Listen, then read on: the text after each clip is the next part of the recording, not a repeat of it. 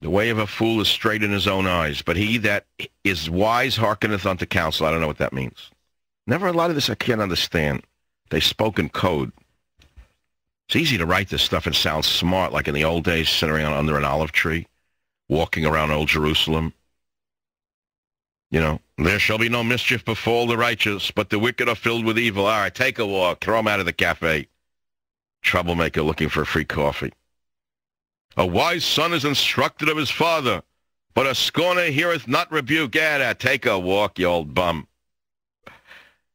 You know, how much can you think I believe in all of this, every word of it? How can you?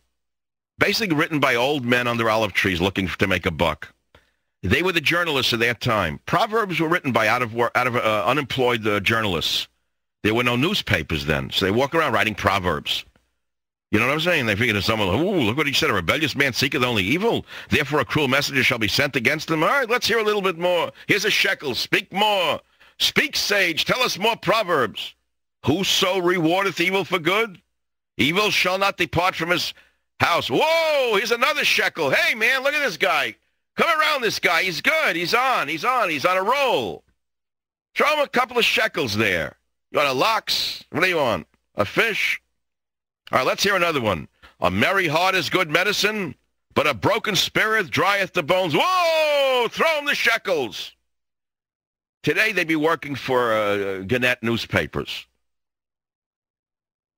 Even one that is slack in his work is brother to him that is a destroyer. Oh, I have no idea what that means. I could understand. If I wanted to bend my mind around, what does it mean?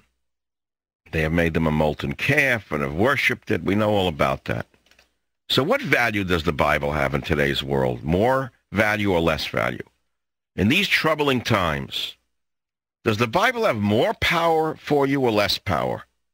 You rely upon it more or less in these troubled times? Do you turn to the Bible and look for your answers? Are there answers in the Bible? Thou shalt not see the kid in its mother's milk. What does all this mean? What meaning does this have? How can it help you? Where's the power in God's word? If this is God's word, if you're not an atheist or a total skeptic. What value does this meaningless old book have? Why do so many millions of people cling to it, this rock of ages? Why do they go each week to the church? Why do they go each week to the synagogue? Why do they pray? Why do they put on their vestments? Why do they speak to God each week or several times a day in their houses of worship? Well, I suppose they receive a sense of universality and eternity, and so they can tolerate the present by living in the eternal. I suppose that's the only answer I could come up with. In other words, if you can get out of the present and move into the eternal in some manner through your religion, it gives you a sense of peace to understand that evil has always been in mankind's lot.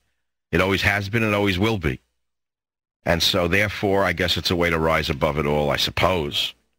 I suppose I should be more religious and more worshipful. Suppose I should be a better attender in the house of prayer, but I don't. I don't attend the house of prayer. I've become somewhat of a cynic in the last few months. Maybe that's why I'm not feeling that good. Maybe I have to go back to this. Maybe that's what's missing in my life. A few years ago, I was much more of a believer than I am now. I can't say why. I mean, I don't really believe in it much anymore, and I don't know, I got cynical about it all. Money started to get to me. The violence surrounding religion got to me. I said, a pox upon all of them.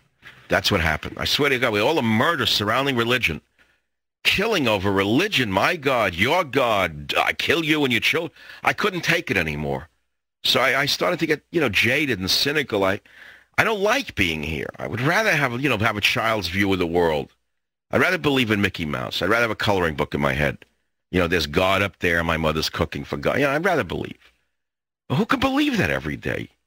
You look around, you see the children with cancer. You see the best people on earth dying. And some of the most evil vermin rising to new heights of power. You see some of the most unqualified evil people in the world rising to heights you can't imagine and to positions of power and authority that is unrecognizable. And you say, where's God?